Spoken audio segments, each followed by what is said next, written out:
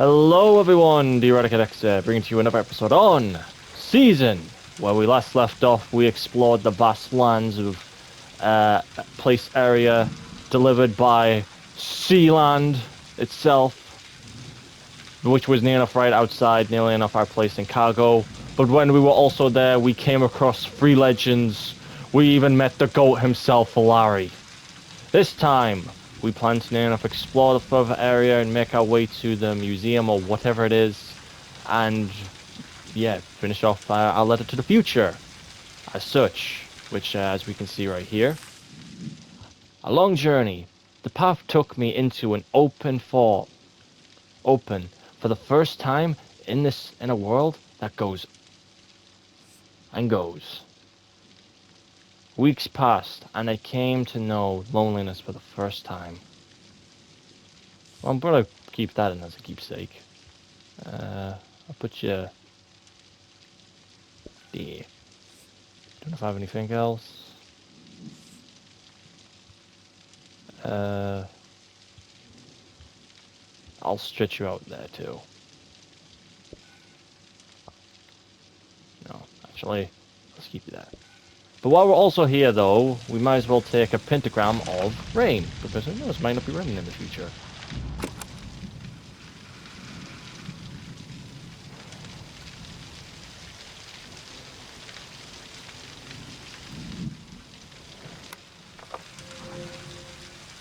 Just like to clarify, though, whenever I do stuff like this, I am quiet.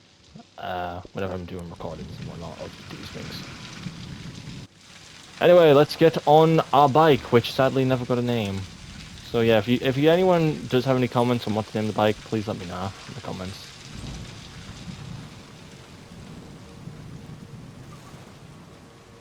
And I think we've made across our first stop right here.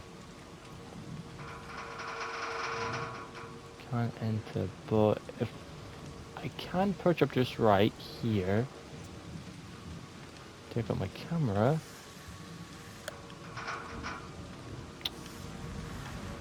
If I can take a picture of it, but that looks like a good picture. Yeah, that was pretty bad, not gonna lie. We're across. Ah, there we go. Let's see what we got here. Two. I thought I might change the season by changing the landscape. Cut these down like trees, but that's not how the season changes. Oh shit, Sherlock. This person wanted the season to change. Why? That's a good question. And again, I do apologize if I don't know much about this. It's like a learning experience for all of us. We knew about the first area, which was a place that got corrupted by disease.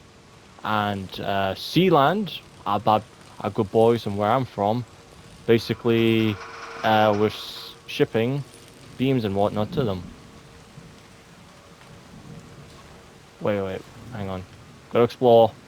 Maybe some stuff here.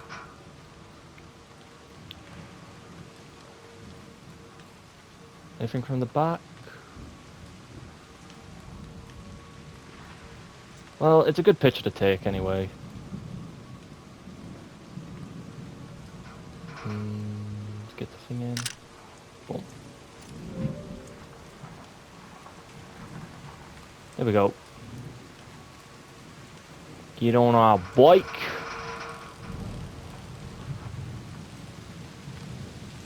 It's basically a piss poor here in the open grassy lands.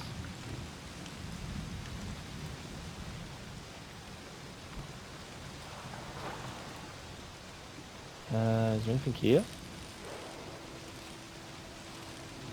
Nope, just more grass and the camera's bugging out. Shit. Just keep pedaling, just keep pedaling. Just keep pedaling. What?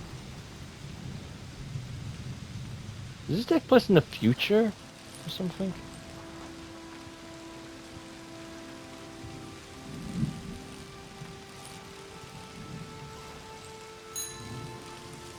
ring the bell. Oh. Hold the brakes. Activity. Every line is dead. Every wire is cut. I hate this season. They wanted the season to change because they were so alone. That's a good place to take a picture. Zoom in a tad bit. Yeah. Like one in the photo album. These are locked, so I can't do anything about them. But god damn! What happened here?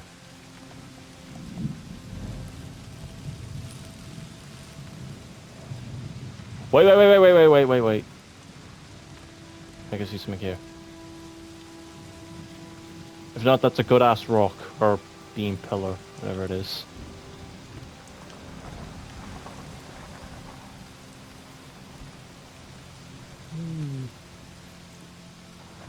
Badly done in puddle.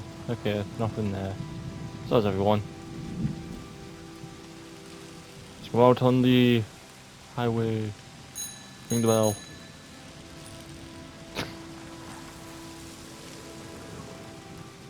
Okay.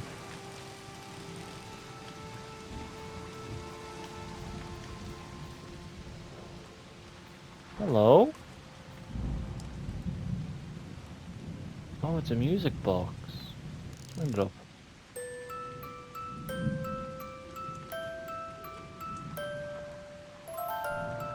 One melody is like me out here alone. I can't really live like this. Can I pentagram it? No, wrong button. Sorry. Okay, I'm gonna pentagram this thing. One sec.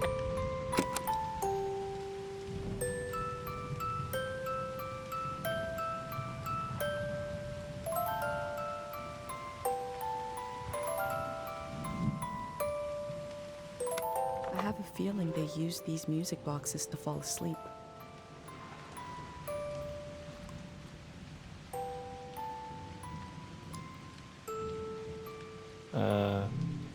Let's read. One voice, one turn. Alone in the wilderness. I can't last long. Two voices, a melody, and a harmony is enough to survive a little while. Three voices, a community, a song. It can last a whole season. This guy must have some Sigma vibes from Overwatch. I'll They take keep it. themselves company with music. Ooh, another pen. Little one.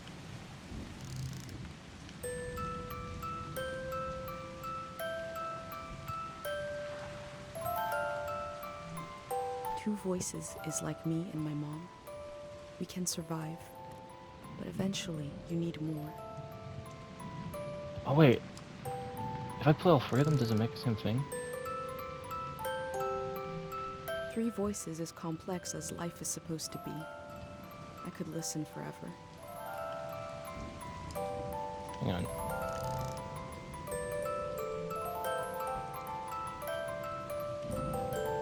Bring out the pentagram here. This is basically bleeding my ears.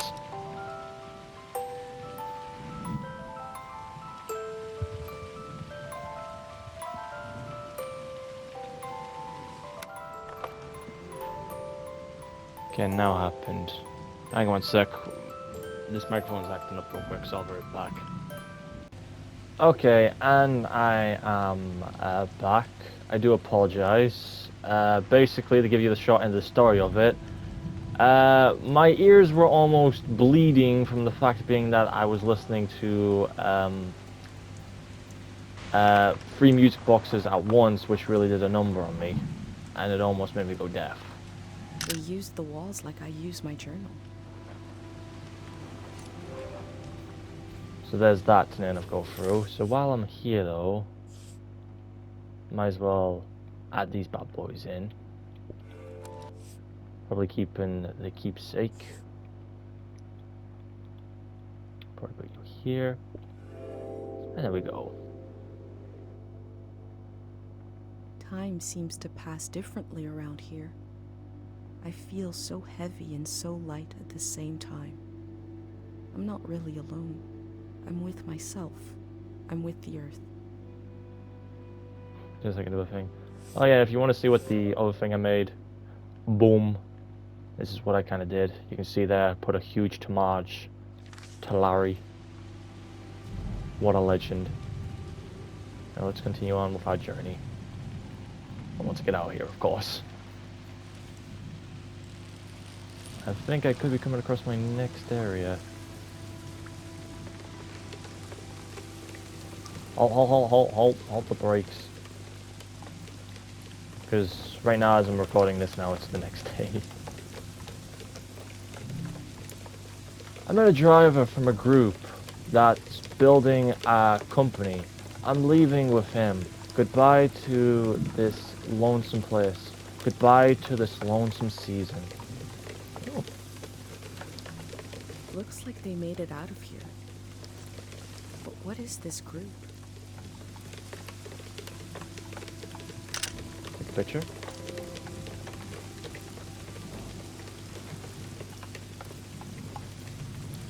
Guess that would make a nice pentagram. Ooh, these are nice flowers. Do you think even around here? Doesn't go on a bit off track, I just like to explore, but damn! That's a nice looking rock. I'm gonna take a picture of that rock real quick, hang on. It's a nice rock. Always gotta take a picture of a nice rock. Mandatory. Now let's get back on our bike.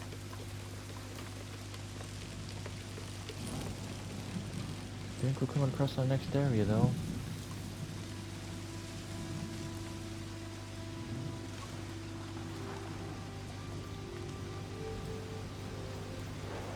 Anything here? Oh. Maybe it's a bit moss.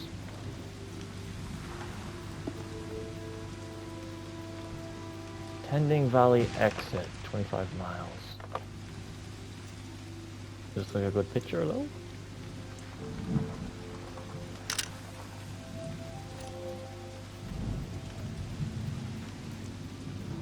Okay, guess we'll see where this leads.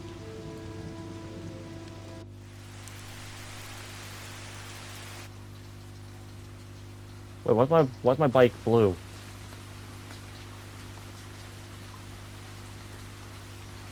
Should be yellow. In the empty places, I found companionship in the tapes I recorded before leaving home. The elder told me the story of her life. I listened back to it, ready to note down anything that seemed important. Okay, close your eyes. Let's set the scene for the listener, whoever that might be. This is the elder speaking. We're sitting in the plaza, saying goodbye to a dear soul. We're here to see if there's anything useful in my mind that could help you on your trip. A century's worth of memories, dreams, fantasies, visions. Like a big, old, haunted library. When I die, this library will burn down. Oh, that's sad. So which book should we check out first? I don't have all the answers, but I do feel the story of my life could help you understand what kind of world is out there. Do you have any other advice for my trip? It's okay not to understand everything right away. The moment may pass before you've gotten a firm hold on it. But as long as you're there to witness it, to take it down in your journal, you, and others to come, will someday take the time to make sense of it all. What is your real name? How did you become elder? How exactly can this story help me? How did you become elder? First, I got old. That's an important step. Being an elder is all about how you react to strange events. The key is not to be surprised, but kind of frown, look serious, and say something like, "It begins." Never say, "I don't know." I know one person in general that says that a lot. Say, we dive into a pool of uncertainty. Agreed. Where were you born? I was born on the ocean. My mother and father worked on a cruise ship. The short-lived but glorious watery republics. Floating cities. Most won their independence by the time I was born. How can I describe them? They were a jewel of the golden season. Damn. Pleasure boats with a radical political program. How nice. The golden age was a time of flags, logos, mottos, mastheads. Touche, touche, and My touche. mom taught me to read them. She was the ship's philosopher. My dad was a recycling engineer. Was your mum a part of Sealand? If so, then I guess me and you have some kindred spirit in us. Recycling on the ship was a matter of life and death. We had to get the most out of every object and watt of energy. Tell me about your mom. Tell me about your dad. Where did your family come from? Please say Sealand. Please say Sealand. Please say Sealand. My grandparents played with the past. They changed it like we change our wardrobe. So it was a different answer every time. But they often said we were exiles of some kind. Exiled royalty from a secret lineage. Blood that glows in the dark. Where Or is it? exiled from the mouth of some great leviathan. When they were older, they just said, we're from here. We're from right now. Yes, it's understandable. What was it like growing up here? I loved the way the ship would tilt and roll with the waves, especially as I fell asleep. It was so comforting. Picture me as a kid in bed, feeling the swaying of the ship. It was like being rocked to sleep as a baby. I loved exploring the ship too, wandering through the suites, the swimming pool, the game rooms, and oh, there were 2 dance halls.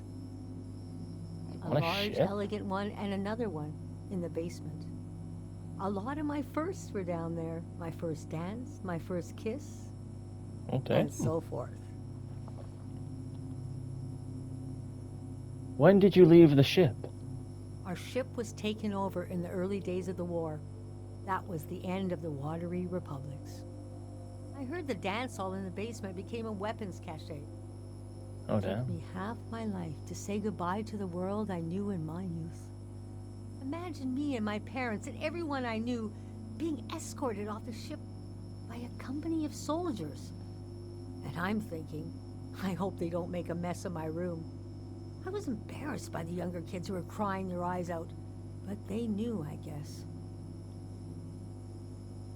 What did you think was happening? Was that the end of the season? What do you think was happening? Even as things got bad, I couldn't imagine the changes were permanent. It's easy now to look back and say, the internationalism of the golden season was violently breaking down. You can be naive about all kinds of things, but not war. Most of my life has been spent in isolated communities, and the one moment I was in the wild world, you couldn't pick a more chaotic time. And we had been warned this season was going to end. Oh, but we didn't understand the warning. You see, one night, along a coastline, we saw beautiful lights shimmering above the water. Later, we found out this was an ancient warning system. It hadn't been used in so long. We didn't know what it meant. We just thought, well, ain't that pretty? We tried to stick together and camped out on the coast of the prismatic grounds. What was the prophetic grounds? How did you feel? What did your parents think? What is the prophetic grounds? A kingdom of art and science. They got rich during the golden season.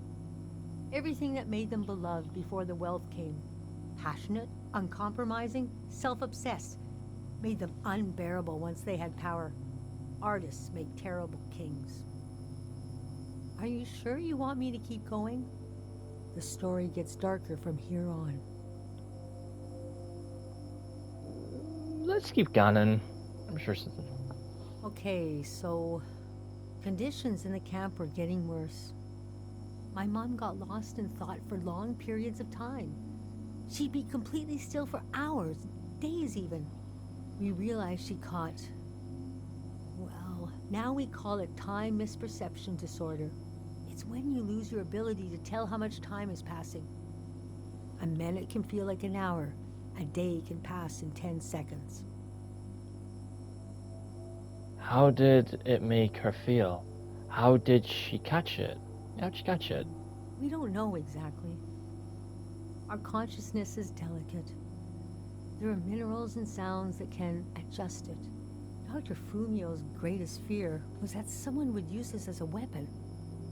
We heard about a traveling doctor who could cure these kinds of diseases. I decided to go find him. I found out his name was Dr. Fumio, and he traveled with his son Lucio. Lucio. People talked about him like he was a god. What happened when you found him? What was going on with the wall? What happened when you found him? I described my mom's condition to Dr. Fumio. He said there was no cure yet. That's a load of shit. There was a village high in the mountains. He thought it was high enough he'd have a better chance at treatment. Lower places are more dangerous. Valleys are the worst. He invited me to join them in going to the village. But I wanted to go back and get my parents and bring them with me. But it was too late.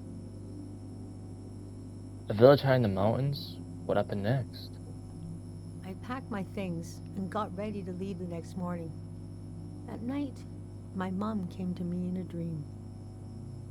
She was standing in a field of flowers. I'd grown since I last saw her. We were the same height. She pressed a finger hard into my palm. She taught me well. I knew the meaning of the gesture. I knew no matter what I did, I'd never see my parents again. In the morning, I told Dr. Fumio I would follow him to Karo village. The next few weeks were very physically tiring, hiking, climbing. And when we found the village, building, planting, cleaning, Fumio brought sick people from all over the world, and they got better. The treatments worked. Everyone was healing. So why couldn't I? One day, we got word the war was over. We never found out how it ended. It was like peace just swept over the earth in a split second. There was a party in the plaza to celebrate the end of the war, but I couldn't bring myself to go. Yes, it was over, but it had taken my home, my family. That night, as I was falling asleep, I felt the bed tilt and sway gently, as if it was being tossed on the waves of the ocean, as if I was back in my bedroom on the ship, as if I was back in my mother's arms, being rocked gently to sleep. I knew I was finally home, and nothing could hurt me. Damn.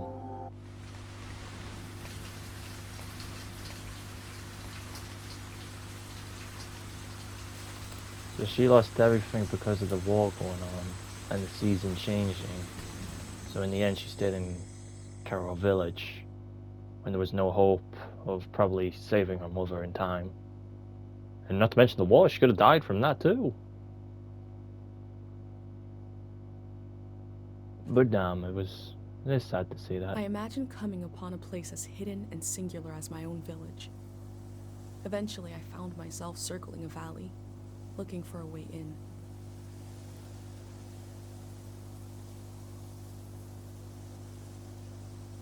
And here we are, the next area. But okay, everyone, I'm going to sadly end this here. I do apologize if this is a bit short, but if you like this video, leave a like. If you didn't, then I don't.